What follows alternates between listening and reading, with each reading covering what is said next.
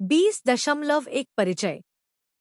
पूरे इतिहास में सभी मनुष्य पसंद या आवश्यकता से विभिन्न समूहों से संबंधित रहे हैं।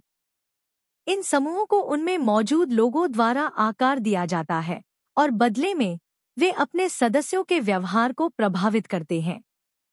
यह अंतःक्रिया विभिन्न व्यक्तिगत व्यक्तित्वों और समूहों का निर्माण करती है। समूह सरल, समान समाजों से लेकर जटिल, स्तरीकृत समाजों तक होते हैं। यहाँ तक कि समान समाजों में भी भूमिकाएं और पदानुक्रम होते हैं, एक अवधारणा जिसे सामाजिक भेदभाव के रूप में जाना जाता है।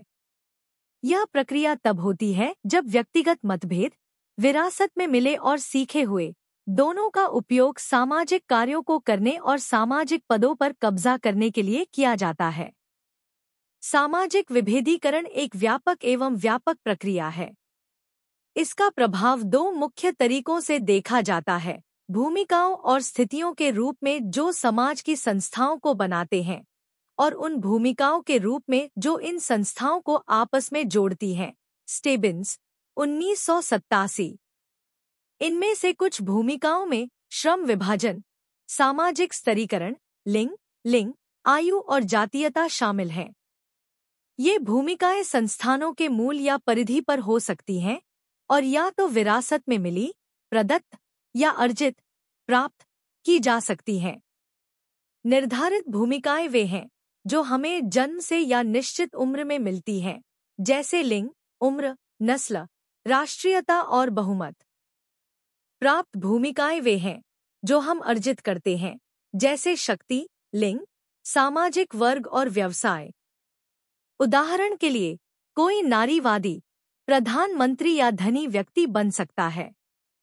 सामाजिक भेदभाव श्रम विभाजन और सामाजिक स्तरीकरण से संबंधित है, लेकिन उससे भिन्न है।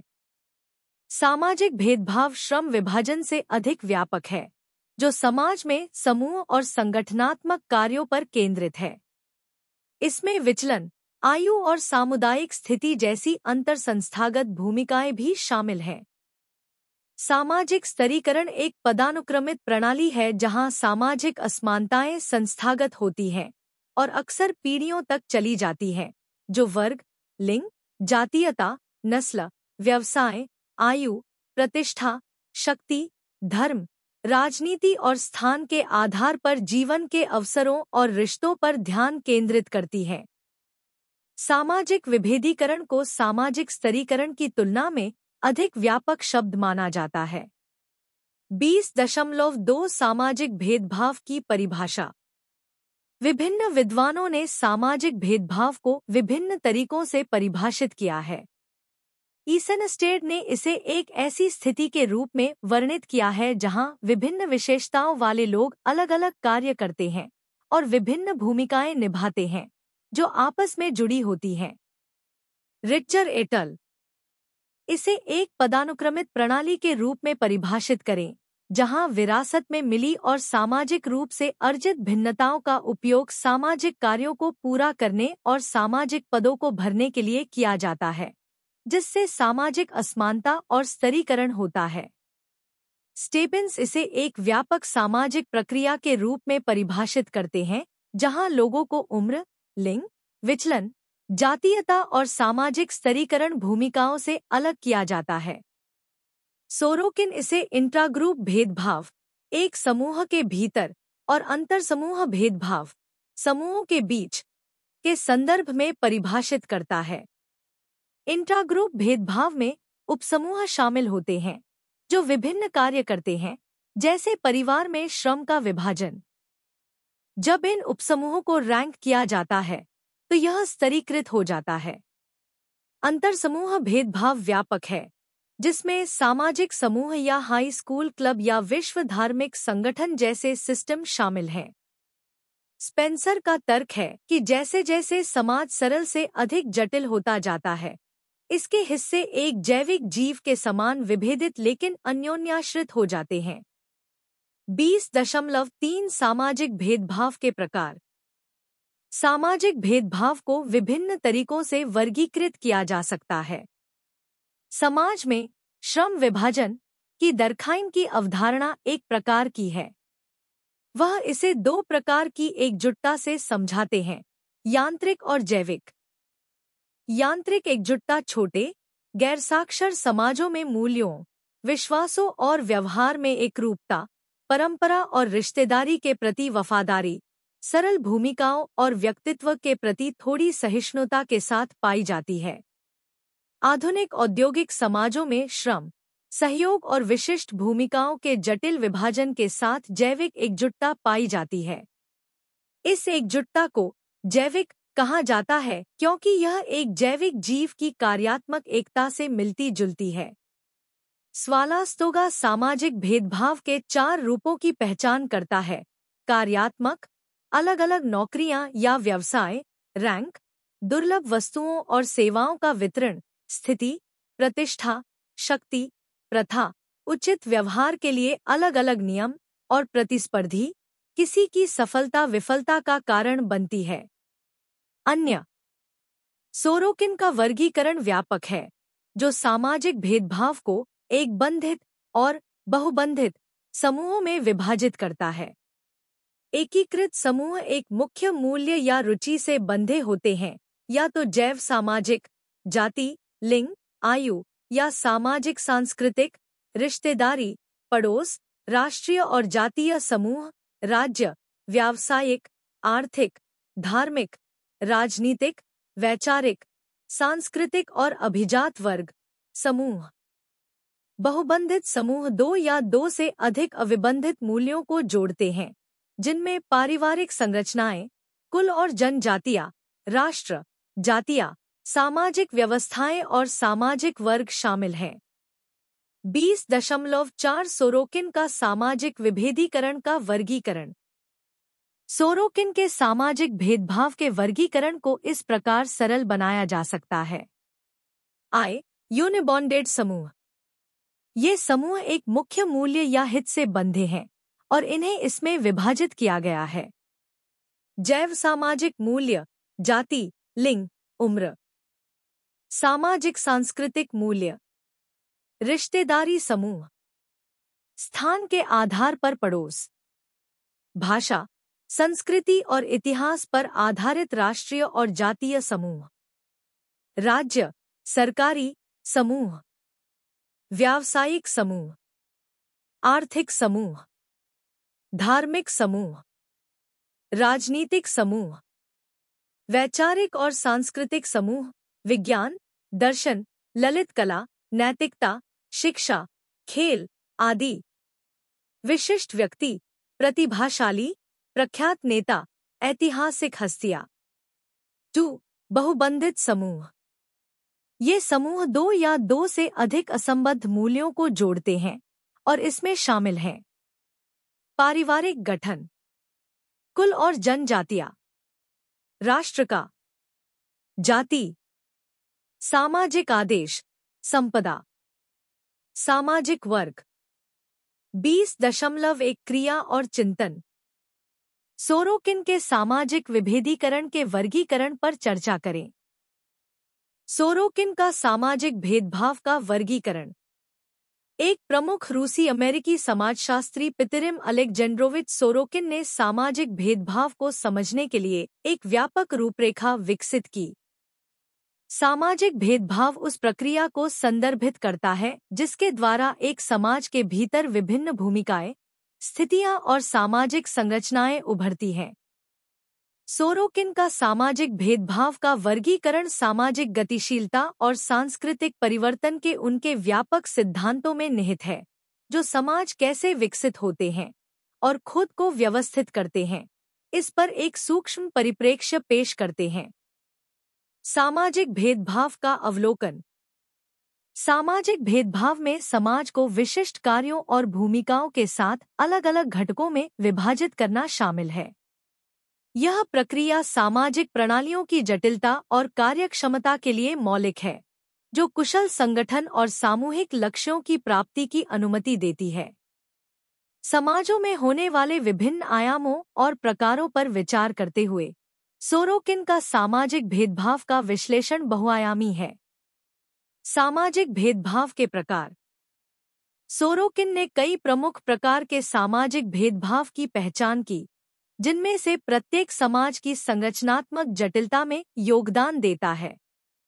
इसमें शामिल है ऊर्ध्वाधर विभेदन, क्षैतिज विभेदन, कार्यात्मक विभेदन, स्तरीकरणात्मक विभेदीकरण। ऊर्ध्वाधर विभेदन। ऊर्ध्वाधर भेदभाव समाज के पदानुक्रमित संगठन को संदर्भित करता है, जहां व्यक्तियों और समूहों को शक्ति, प्रतिष्ठा और आर्थिक स्थिति के स्तर के अनुसार क्रमबद्ध किया जाता है। विभेदीकरण का यह रूप अक्सर सामाजिक स्तरीकरण की अवधारणा से जुड़ा होता है, जो समाज को विभिन्न वर्गों या स्तरों में विभाजित करता है। ऊर्ध्वाधर विभेदन इस प्रकार की प्रणालियों में देखा जाता है। वर्ग प्रणाली आर्थिक कारकों के आधार पर, जहां व्यक्तियों को उच्च वर्ग, मध्यम वर्ग और निम्न वर्ग जैसे वर्गों में बांटा जाता है। जाति व्यवस्था मुख्य रूप से दक्षिण एशिया, विशेष रूप से भारत में देखी जाती है, जहां व्यक्ति एक निश्चित सामाजिक स्थिति में पैदा होते हैं, जो उनकी सामाजिक बातचीत और व्यावसायिक भूमिकाओं को निर्धारित करता है। स्थिति समूह मैक्स वेबर द्वारा पहचाने गए स्थिति समूह जीवन शैली, प्रतिष्ठा और सामाजिक सम्मान द्वारा विभेदित समुदाय हैं। ऊर्ध्वाधर भेदभाव समाज के भीतर परतों का निर्माण करता है, जिनमें से प्रत्येक की संसाधनों, शक्ति और अवसरों तक अलग-अलग पहुंच होती है। यह पदानुक्रम सामाजिक गतिशीलता और धन और विशेषाधिकारों के वितरण को प्रभावित करता है। क्षैतिज विभेदन। क्षैतिज भेदभाव समाज के विभिन्न समूहों में विभाजन से संबंधित है, जो स्थिति में समान है, लेकिन कार्य या भूमिका के संदर्भ में भिन्न है। ऊर्ध्वाधर विभेदन के विपरीत, क्षैतिज विभेदन का अर्थ पदानुक्रम नहीं है, बल्कि भूमिकाओं और विशेषज्ञताओं की विविधता है। क्षैतिज विभेदन के उदाहरणों में शामिल हैं जातीय और सांस्कृतिक समूह। समाज अक्सर विभिन्न जातीय और सांस्कृतिक समूहों से बने होते हैं, जिनमें से प्रत्येक अद्वितीय परंपराओं, भाषाओं और प्रथाओं का योगदान देता है। व्यावसायिक समूह विभिन्न पेशे और व्यापार क्षैतिज भेदभाव का प्रतिनिधित्व करते हैं, क्योंकि उन्हें विशेष कौशल और ज्ञान की आवश्यकता होती है, लेकिन जरूरी नहीं कि वे अलग-अलग सामाजिक स्थिति का संकेत दें। भौगोलिक या क्षेत्रीय समूह जनसंख्या को भौगोलिक स्थिति के आधार पर विशिष्ट क्षेत्रीय पहचान और प्रथाओं के साथ विभेदित किया जा सकता है। क्षैतिज विभेदन समाज की समृद्धि और विविधता को बढ़ाता है, जिससे अनुभवों और दृष्टिकोणों की बहुलता की अनुमति मिलती है। कार्यात्मक विभेदन। कार्यात्मक विभेदीकरण से तात्पर्य सामाजिक व्यवस्था के रखरखाव और विकास के लिए आवश्यक विशिष्ट कार्यों और भूमिकाओं के आधार पर समाज के विभाजन से है। जटिल समाजों की दक्षता और स्थिरता के लिए इस प्रकार का भेदभाव महत्वपूर्ण है। प्रमुख उदाहरणों में शामिल हैं आर्थिक कार्य, अर्थव्यवस्था के भीतर भेदभाव, जिसमें उत्पादक, उपभोक्ता और विभिन्न क्षेत्रों, कृषि, उद्योग, सेवाएं जैसी भूमिकाएं शामिल हैं। राजनीतिक कार्य, राजनीतिक संस्थानों और विधायकों, अधिकारियों और प्रशासकों जैसी भूमिकाओं की स्थापना। शैक्षिक कार्य, शैक्षिक प्रणाली के भीतर भेदभाव, जिसमें शिक्षकों, छात्रों, प्रशासकों और शैक्षिक नीति निर्माताओं जैसी भूमिकाएं शामिल हैं। कार्यात्मक भेदभाव यह सुनिश्चित करता है कि आवश्यक कार्यों और जिम्मेदारियों को विभिन्न विशिष्ट इकाइयों के बीच वितरित किया जाता है, जिससे सहयोग और परस्पर निर्भरता की सुविधा मिलती है। स्तरीकरणात्मक विभेदीकरण।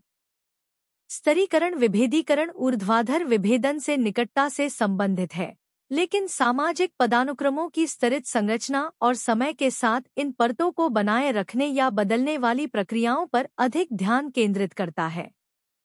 इस प्रकार में शामिल हैं आर्थिक स्तरीकरण, धन, आय और आर्थिक शक्ति के आधार पर भेदभाव। राजनीतिक स्तरीकरण, राजनीतिक शक्ति और प्राधिकार का पदानुक्रम। सामाजिक स्तरीकरण, आर्थिक स्तरीकरण से अधिक व्यापक, जिसमें शिक्षा, व्यवसाय और जीवन शैली जैसे कारक शामिल हैं। स्तरीकरणात्मक विभेदन इस बात की जांच करता है कि व्यक्ति और समूह इन परतों के भीतर कैसे स्थित हैं और स्तरीकृत संरचना के भीतर सामाजिक गतिशीलता कैसे होती है। सामाजिक भेदभाव को समझने में सोरोकिन का योगदान। सोरोकिन का वर्गीकरण सामाजिक भेदभाव की जटिलताओं का विश्लेषण करने के लिए एक व्यापक रूपरेखा प्रदान करता है। उनका काम कई महत्वपूर्ण पहलुओं पर प्रकाश डालता है। बहुआयामी प्रकृति। सोरोकिन ने इस बात पर जोर दिया कि सामाजिक भेदभाव एक एकलायामी प्रक्रिया नहीं है, बल्कि इसमें भेदभाव के कई अक्ष शामिल होते हैं जो परस्पर क्रिया करते हैं और ओवरलैप होते हैं। गतिशील प्रक्रियाएं। सामाजिक भेदभाव गतिशील है, जिसमें आंतरिक और बाहरी कारकों की प्रतिक्रिया में निरंतर परिवर्तन और अनुकूलन शामिल है। सांस्कृतिक और ऐतिहासिक संदर्भ। सोरोकिन ने स्वीकार किया कि सामाजिक भेदभाव को विशिष्ट सांस्कृतिक और ऐतिहासिक संदर्भों के भीतर समझा जाना चाहिए, क्योंकि भेदभाव के रूप और कार्य विभिन्न समाजों और समय अवधियों में भिन्न होते हैं। एकीकरण और विघटन। सोरोकिन के सामाजिक गतिशीलता के व्यापक सिद्धांत यह पता लगाते हैं कि भेदभाव समाज के एकीकरण और विघटन दोनों में कैसे योगदान देता है। भेदभाव परस्पर निर्भरता को बढ़ावा देकर सामाजिक एकजुटता को बढ़ा सकता है, लेकिन अगर इसे प्रभावी ढंग से प्रबंधित नहीं किया गया तो विखंडन भी हो सकता है। सोरोकिन फ्रेमवर्क का अनुप्रयोग। समकालीन सामाजिक घटनाओं का विश्लेषण करने के लिए सोरोकिन के वर्गीकरण को लागू किया जा सकता है। उदाहरण के लिए, वैश्वीकरण। वैश्वीकरण की प्रक्रिया में भेदभाव के जटिल रूप शामिल हैं, जिसमें वैश्विक बाजारों का एकीकरण, आर्थिक भेदभाव, सांस्कृतिक प्रथाओं का प्रसार, सांस्कृतिक भेदभाव और अंतर्राष्ट्रीय राजनीतिक संस्थानों की स्थापना, राजनीतिक भेदभाव शामिल है। सामाजिक असमानता। आर्थिक असमानताओं और सत्ता और संसाधनों तक असमान पहुंच सहित सामाजिक असमानताओं का विश्लेषण करने के लिए ऊर्ध्वाधर भेदभाव को समझना महत्वपूर्ण है। सांस्कृतिक विविधता। क्षैतिज भेदभाव बहुलवादी समाजों के भीतर विविध सांस्कृतिक और जातीय समूहों के सहअस्तित्व और बातचीत में अंतर्दृष्टि प्रदान करता है। कार्यात्मक विशेषज्ञता। आधुनिक अर्थव्यवस्थाएं और संगठन काफी हद तक कार्यात्मक भेदभाव पर निर्भर करते हैं, जहां विशेष भूमिकाएं और विभाग सामूहिक लक्ष्यों को प्राप्त करने के लिए मिलकर काम करते हैं। आलोचनाएं और आगे के विकास। जबकि सोरोकिन का सामाजिक भेदभाव का वर्गीकरण एक मजबूत रूपरेखा प्रदान करता है, बाद के समाजशास्त्रियों द्वारा इसकी आलोचना और विस्तार भी किया गया है। आलोचना और विकास के मुख्य बिंदुओं में शामिल हैं। पदानुक्रम पर अत्यधिक जोर। कुछ आलोचकों का तर्क है कि ऊर्ध्वाधर भेदभाव पर सोरोकिन का ध्यान सामाजिक संगठन के तरल और नेटवर्क वाले रूपों को नजरअंदाज करता है, जो समकालीन समाजों की विशेषता रखते हैं। एजेंसी की उपेक्षा। सोरोकिन का संरचनात्मक दृष्टिकोण सामाजिक भेदभाव को आकार देने में व्यक्तिगत और सामूहिक एजेंसी की भूमिका को कम महत्व दे सकता है। अंतर्विभागीयता। आधुनिक समाजशास्त्री प्रतिच्छेदन के महत्व पर जोर देते हैं, जहां विभेदीकरण की विभिन्न धुरी, जैसे जाति, लिंग, वर्ग, एक दूसरे को काटती है और जटिल तरीकों से बातचीत करती है। इन आलोचनाओं के बावजूद सोरोकिन का वर्गीकरण सामाजिक भेदभाव की बहुमुखी प्रकृति को समझने के लिए एक मूलभूत उपकरण बना हुआ है। निष्कर्ष। पितिरिम सोरोकिन का सामाजिक भेदभाव का वर्गीकरण समाजों की संरचनात्मक जटिलता का विश्लेषण करने के लिए एक व्यापक और व्यावहारिक रूपरेखा प्रदान करता है। ऊर्ध्वाधर, क्षैतिज, कार्यात्मक और स्तरीकरण संबंधी भेदभाव के बीच अंतर करके सोरोकिन की रूपरेखा उन विविध तरीकों को पकड़ती है जिनमें समाज खुद को व्यवस्थित करते हैं।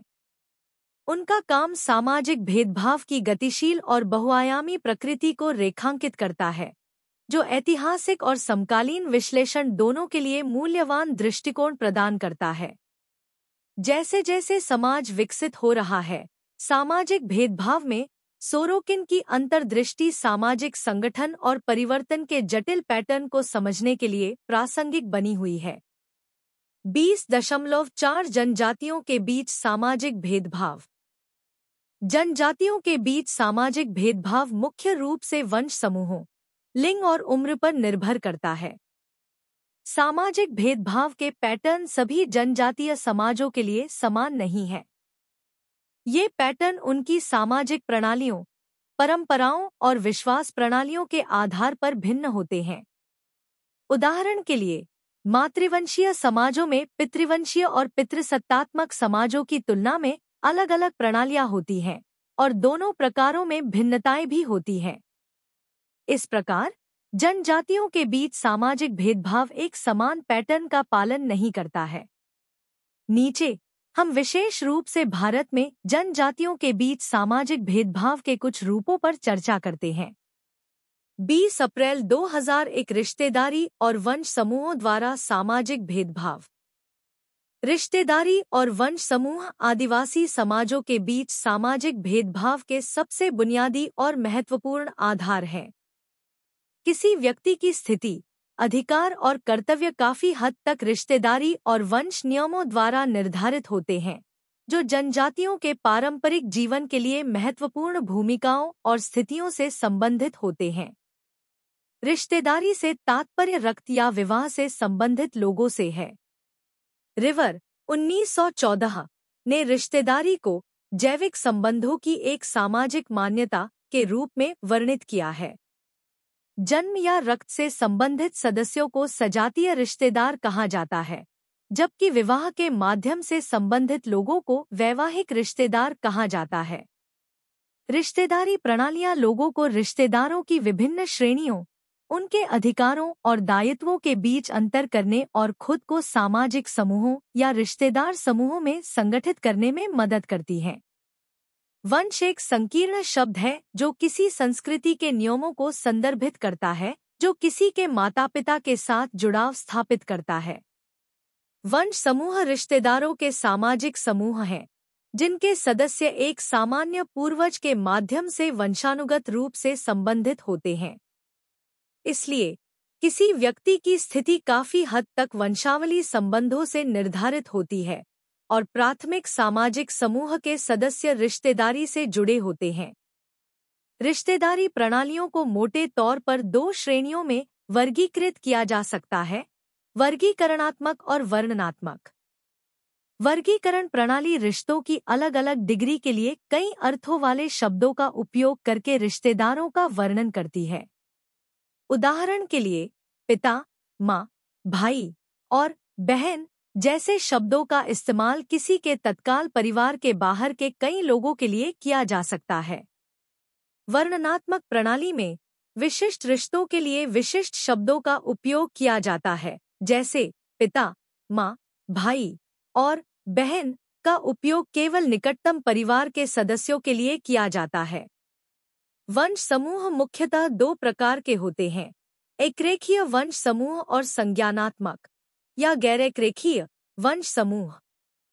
एकरेखीय वंश उन समूहों को संदर्भित करता है जहां वंश का पता पिता या माता की वंशावली से लगाया जाता है। पितृवंशीय वंश समूह पिता की वंशावली के माध्यम से वंश का पता लगाते हैं, जबकि मातृवंशीय वंश समूह माता की वंशावली के माध्यम से वंश का पता लगाते हैं। एकरेखीय वंश समूहों को परिमाण के आरोही क्रम में व्यवस्थित वंश, कुलों, फ्रैट्रीज और मोइटीज में वर्गीकृत किया गया है।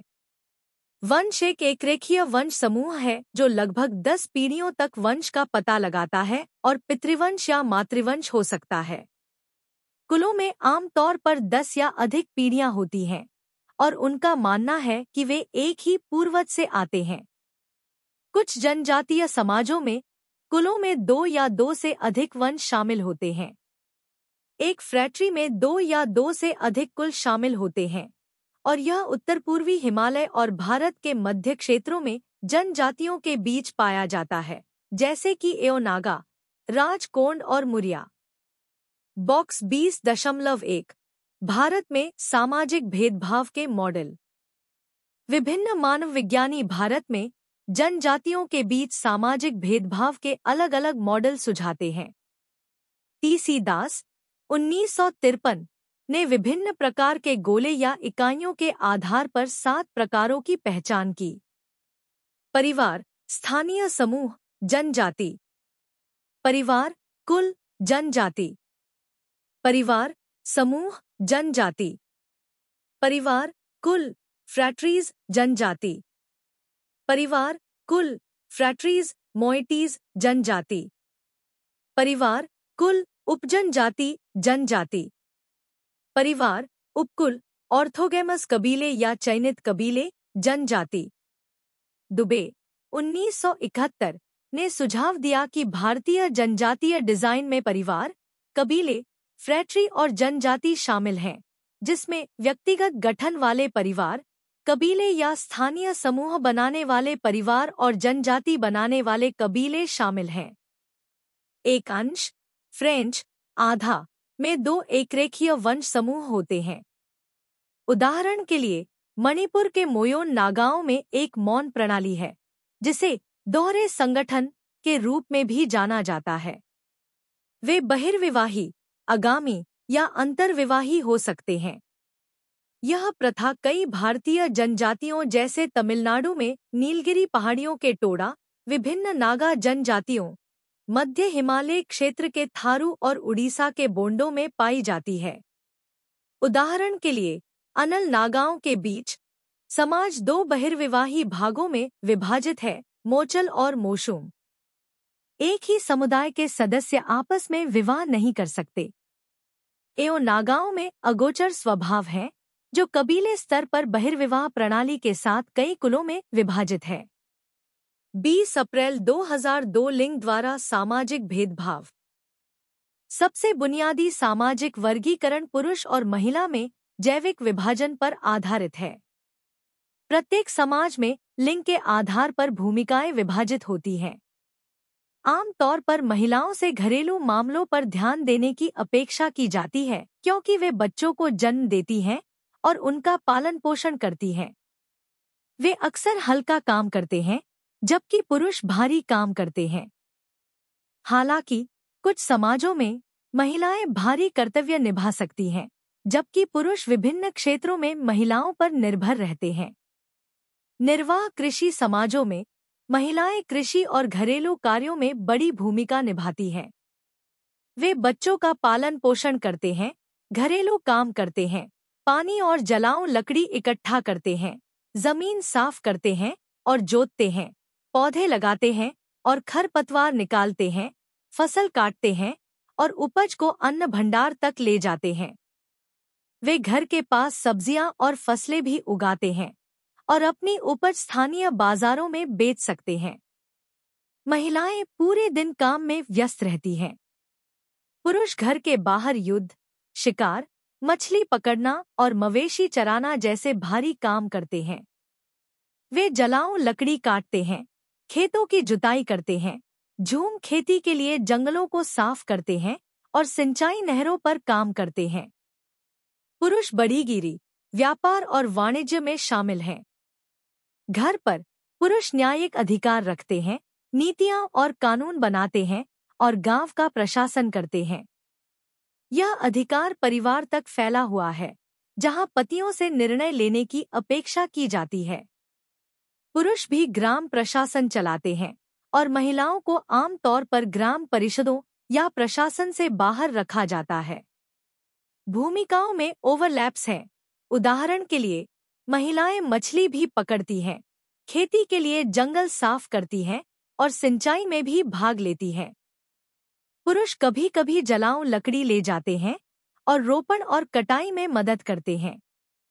कई जनजातीय समाजों में लिंग के आधार पर अलगाव होता है, जैसे तांगखुल नागाओं में लड़कों, मायरलोंग और लड़कियों, शानाओलोंग के लिए युवा शयनगृह। 20 अप्रैल 2003 उम्र के आधार पर सामाजिक भेदभाव। सभी समाज शारीरिक और मानसिक शक्ति और परिपक्वता में अंतर के कारण अपनी आबादी को उम्र के अनुसार विभाजित करते हैं। बचपन से लेकर वयस्कता और बुढ़ापे तक व्यक्तियों की अलग अलग क्षमताएं और भूमिकाएं होती हैं। बच्चे और बुजुर्ग अक्सर वयस्कों पर निर्भर रहते हैं। जनजातियों के बीच व्यक्ति अनुष्ठानों द्वारा चिह्नित जीवन के चरणों से गुजरते हैं। पारित होने के ये संस्कार औपचारिक रूप से समुदाय में लड़कों और लड़कियों को वयस्कों के रूप में मान्यता देते हैं। नागाओं में आयु वर्ग में भिन्नता है, जिसका उदाहरण उनकी शयनगृह प्रणाली है। उदाहरण के लिए नागाओं में लड़कों के लिए अरिचु प्रणाली है, जो कई चरणों से गुजरते हैं, जिनमें से प्रत्येक में विशिष्ट भूमिकाएं और कर्तव्य होते हैं, जो ग्राम प्रशासन की भागीदारी में परिणत होते हैं। विवाह जीवन का एक और महत्वपूर्ण चरण है। विवाहित व्यक्तियों से कुछ ऐसी भूमिकाएं और जिम्मेदारियां पूरी करने की अपेक्षा की जाती है जो अविवाहित आयु वर्ग के सदस्यों के लिए आवश्यक नहीं है। नागाओं में विवाह एक व्यक्ति को ग्राम परिषद की सदस्यता के लिए योग्य बनाता है। 20 अप्रैल 2004 रैंक और पदानुक्रम द्वारा सामाजिक भेदभाव। जनजातीय समाजों में कुछ सदस्यों या परिवारों को आनुवंशिकता के आधार पर पहचाना जाता है, जिससे एक रैंक प्रणाली बनती है। यह प्रणाली एक पदानुक्रम स्थापित करती है जहां कुछ वंश रेखाएं दूसरों से श्रेष्ठ होती हैं, सम्मान, स्थिति और विशेषाधिकार की हकदार होती हैं। उच्च रैंक वाले सदस्यों को शाही माना जा सकता है, जबकि निचले रैंक वाले सदस्य सामान्य होते हैं। नागाओं में ग्राम प्रधान को सर्वोच्च दर्जा प्राप्त है और उसे कुछ विशेषाधिकार प्राप्त हैं। किसी कबीले या फ्रैट्री के परिवारों में पुरुष वंशजों की वरिष्ठता के आधार पर पदानुक्रमित रैंकिंग भी हो सकती है। रैंकिंग प्रणालियों के उदाहरणों में कोन्याक नागा, भूटिया, थारू और आंध्र प्रदेश के अंध शामिल हैं। थारुओं के बीच समुदाय उच्च और निम्न वर्गों में विभाजित है। उच्च वर्ग में कई अंतर्विवाही उपविभाजन कुरी हैं जो खुद को श्रेष्ठ मानते हैं। अंधों में पदानुक्रमित विभाजन है, जहां वर्तती खुद को खलट्टी से श्रेष्ठ मानते हैं। 20 अप्रैल 2005 व्यवसाय द्वारा सामाजिक भेदभाव। जनजातीय समाजों में भूमिकाओं के विभेद को पारंपरिक और आधुनिक संदर्भों में समझा जा सकता है। परंपरागत रूप से भूमिकाएं पारिवारिक उत्पादन और उपभोग पर आधारित होती थी, जो काफी हद तक लिंग, उम्र, विशेषज्ञता और स्थिति से प्रभावित होती थी।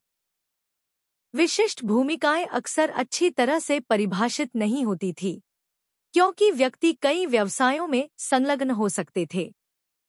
आधुनिक समय में पारंपरिक मानदंड नष्ट हो गए हैं, जिससे अधिक विस्तृत और विशिष्ट व्यवसायों का मार्ग प्रशस्त हुआ है। शिक्षित आदिवासी अक्सर कृषि के बाहर नौकरी की तलाश करते हैं, कभी-कभी विदेशों में भी, जिससे सांस्कृतिक क्षरण होता है और ग्रामीण जीवन से अलगाव होता है। इस व्यावसायिक भेदभाव ने जनजातीय समाजों में वर्ग व्यवस्था के उद्भव में योगदान दिया है। 20 अप्रैल 2006 शिक्षा द्वारा सामाजिक भेदभाव। शिक्षा आधुनिक समय में सामाजिक भेदभाव को महत्वपूर्ण रूप से प्रभावित करती है, व्यावसायिक उपलब्धि और ऊर्ध्वगामी गतिशीलता को प्रभावित करती है। शिक्षा वर्ग, जातीयता, नस्ल और इलाके से प्रभावित होती है।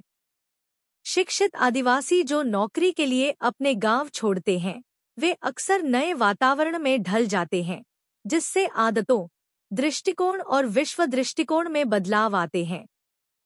सामुदायिक जीवन से यह अलगाव बाद की पीढ़ियों में और अधिक स्पष्ट हो जाता है, जो सामाजिक भेदभाव पर शिक्षा के प्रभाव को उजागर करता है। 20 अप्रैल 2007 धर्म द्वारा सामाजिक भेदभाव।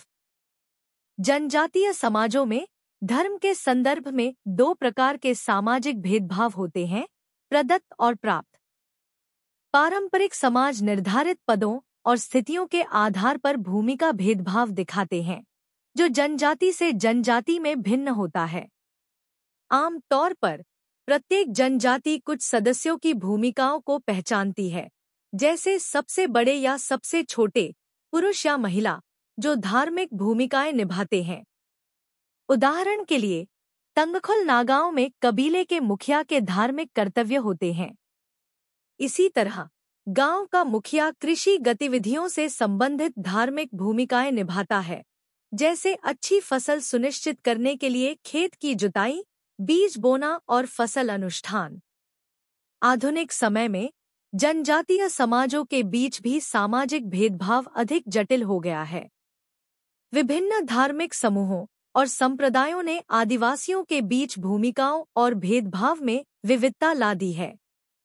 एक जनजातीय समूह भिन्न धर्म वाले दूसरे जनजातीय या गैर आदिवासी समूह से बहुत भिन्न हो सकता है। यहाँ तक कि एक ही धार्मिक समूह के भीतर भी विभिन्न संप्रदाय या संप्रदाय सामाजिक भेदभाव पैदा करते हैं। ईसाई आदिवासियों में Roman Catholic, Baptist, Methodist, church of Christ और सेवन डे एडवेंटिस्ट जैसे संप्रदायों के समुदाय के भीतर और बाहर दोनों जगह अपने स्वयं के संगठन हैं। इसके लिए एक गांव और उसके बाहर विभिन्न धार्मिक संप्रदायों के विभिन्न संगठनों और संघों को बनाए रखने की आवश्यकता होती है। कई संप्रदायों वाला एक गांव या जनजाति विभिन्न संगठनों और संबद्धताओं के तहत अलग अलग भूमिकाएं और कार्य करता है, जिससे धार्मिक मान्यताओं और प्रथाओं के आधार पर सामाजिक भेदभाव होता है। उदाहरण के लिए, एक ईसाई को हिंदू से, एक सिख को बौद्ध से, एक मुस्लिम को हिंदू से अलग किया जाता है, इत्यादि। धर्म के आधार पर इस प्रकार का सामाजिक भेदभाव आदिवासियों में भी होता है। 20 अप्रैल 2008 भाषा द्वारा सामाजिक भेदभाव। जनजातीय समाजों में सामाजिक भेदभाव पैदा करने में भाषा महत्वपूर्ण भूमिका निभाती है। जो लोग एक ही जनजातीय भाषा बोलते हैं, वे जातीयता के आधार पर खुद को पहचानते हुए करीब महसूस करते हैं। सामाजिक समूह भाषा के आधार पर अंतर करते हैं, चाहे जनजाति से जनजाति या आदिवासी और गैर आदिवासी समुदायों के बीच। बहुबोली स्थिति में एक ही जनजातीय समूह के भीतर सामाजिक भेदभाव भी होता है। अन्य कारकों के अलावा बोली संबंधी समानताओं और अंतरों के आधार पर विभाजन बनाए रखा जाता है। लोग स्वयं को उस सांस्कृतिक और द्वंद्वात्मक क्षेत्र से पहचानते हैं जिससे वे संबंधित हैं। प्रत्येक गांव अपनी इकाई और मामले रखता है। गांवों में स्वशासी तंत्र होते हैं जो ग्रामीणों के कल्याण और सुरक्षा को सुनिश्चित करते हैं। उनके पास एक ग्राम प्रधान, प्रमुख, विभिन्न कुलों के प्रतिनिधि और आम लोग होते हैं। इस प्रणाली को समाजवाद के एक रूप पर आधारित लोकतांत्रिक रूप से संचालित लघु सरकार के रूप में देखा जाता है। तांगखुल नागा इस स्थिति का एक अच्छा उदाहरण है। इस प्रकार भाषा और बोली भेदभाव सामाजिक अलगाव और भेदभाव में महत्वपूर्ण भूमिका निभाते हैं। 20 अप्रैल 2009 एसोसिएशन द्वारा सामाजिक भेदभाव। जनजातीय समाजों में संघ अक्सर रिश्तेदारी और आत्मीयता पर आधारित होते हैं। कबीले संघ आम तौर पर एक या अधिक गांवों में फैले होते हैं, आम है। जरूरत पड़ने पर सहयोग और सुरक्षा के लिए ये एसोसिएशन मौजूद है। जनजातियां रिश्तेदारी और आत्मीयता से परे भी संघ बनाती हैं, जैसे विशिष्ट लक्ष्यों और हितों को प्राप्त करने के लिए राजनीतिक संबद्धता। लोग कुछ नेताओं का अनुसरण करके और अनुष्ठानों में भाग लेकर संघों में शामिल होते हैं। इन्हें कभी कभी पंथ संघ भी कहा जाता है, क्योंकि सदस्य किसी विशेष देवत्व को समर्पित अनुष्ठानों में भाग लेते हैं। इन्हें गुप्त समाज के रूप में भी जाना जाता है, क्योंकि इनमें प्राप्त दैवीय शक्ति, शिल्प और ज्ञान बाहरी लोगों के सामने प्रकट नहीं होते हैं। लिंग और उम्र के आधार पर भी संबंध हैं। उदाहरण के लिए, धर्मनिरपेक्ष और या धार्मिक उद्देश्यों के लिए महिला समाज है। अविवाहित पुरुषों और महिलाओं के लिए युवा संघ, जिन्हें अक्सर युवा क्लब कहा जाता है, उत्तर पूर्व भारत के कई आदिवासी समाजों में आम है। कुछ समाजों में वैवाहिक स्थिति के आधार पर संगठन होते हैं। तंगखुल नागाओं के बीच विवाहित पुरुषों के संघ, जिन्हें गहर लोंग विवाहित पुरुष परिषद के नाम से जाना जाता है, गांव के कल्याण और विकास के लिए काम करते हैं। आर्थिक संघ भी मौजूद हैं, जैसे क्रेडिट एसोसिएशन या सहकारी समितियां। सदस्य समय समय पर एक निश्चित राशि की सदस्यता लेते हैं और समय समय पर लौट या अन्य तरीकों से इसे वापस ले लेते हैं।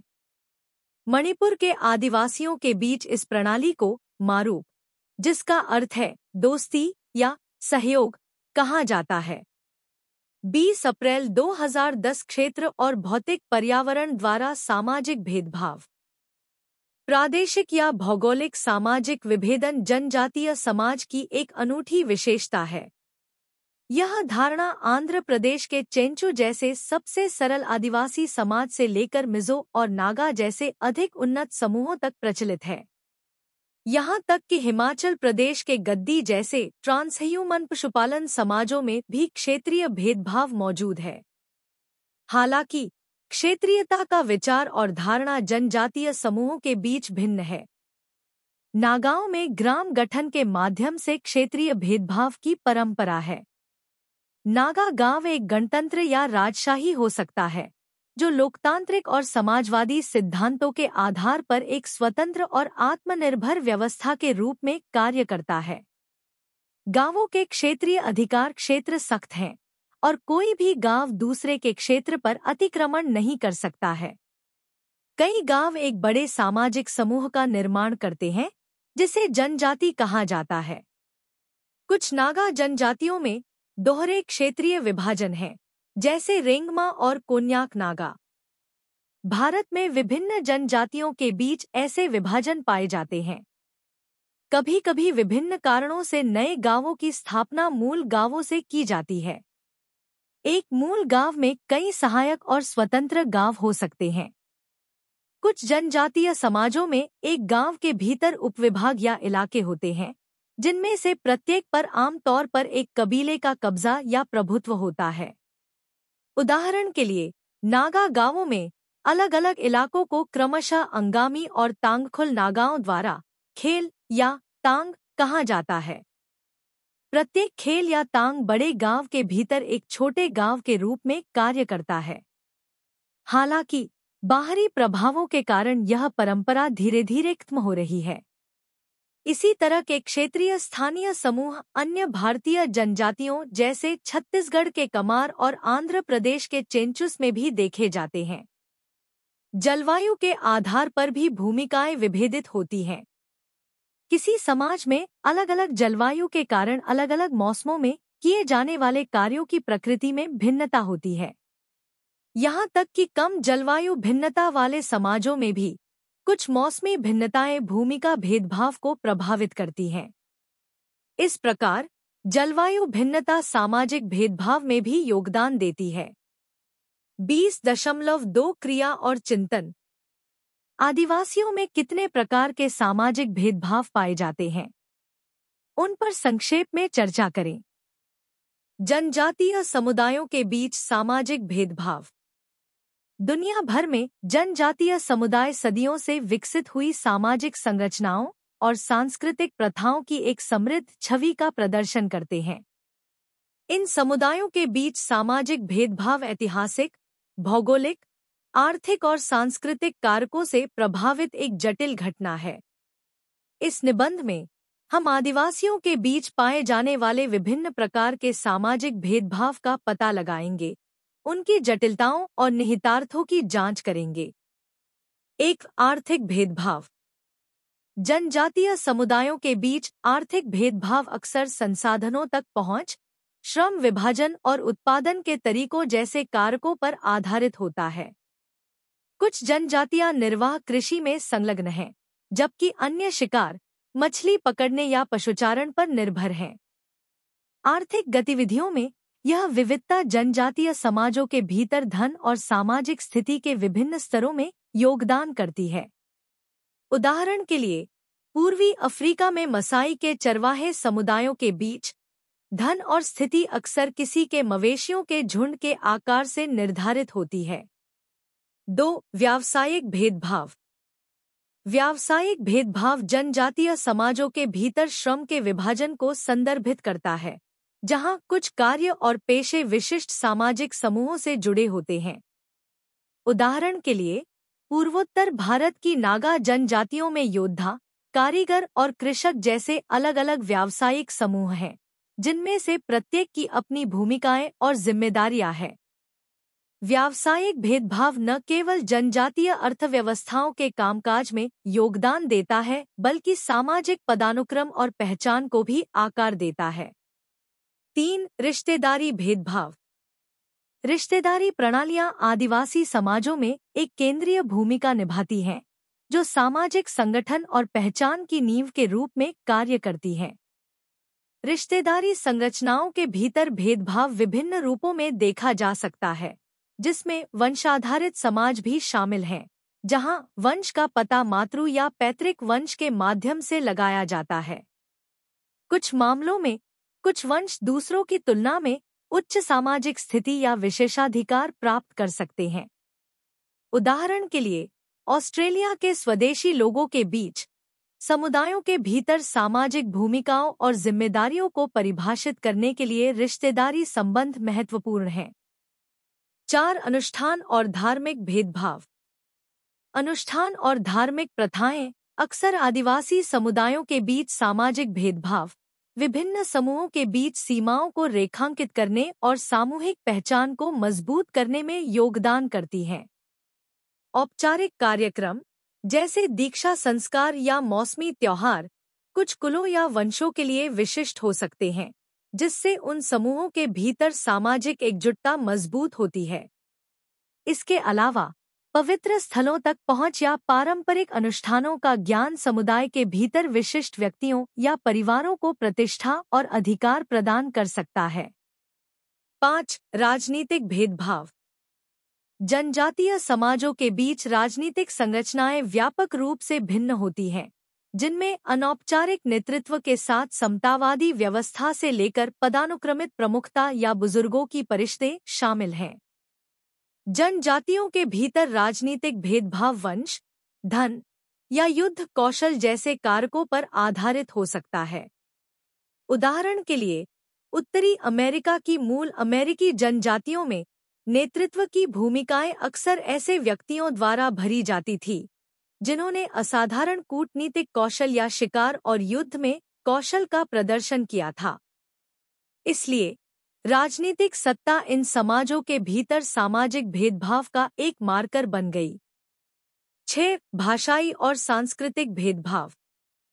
जनजातीय समुदायों में भाषाई विविधता आम है। प्रत्येक समूह की अक्सर अपनी अलग भाषा या बोली होती है। भाषा सांस्कृतिक पहचान और भेदभाव के एक मार्कर के रूप में काम कर सकती है। विभिन्न जनजातियों या कुलों के बीच सामाजिक सीमाओं को मजबूत कर सकती है।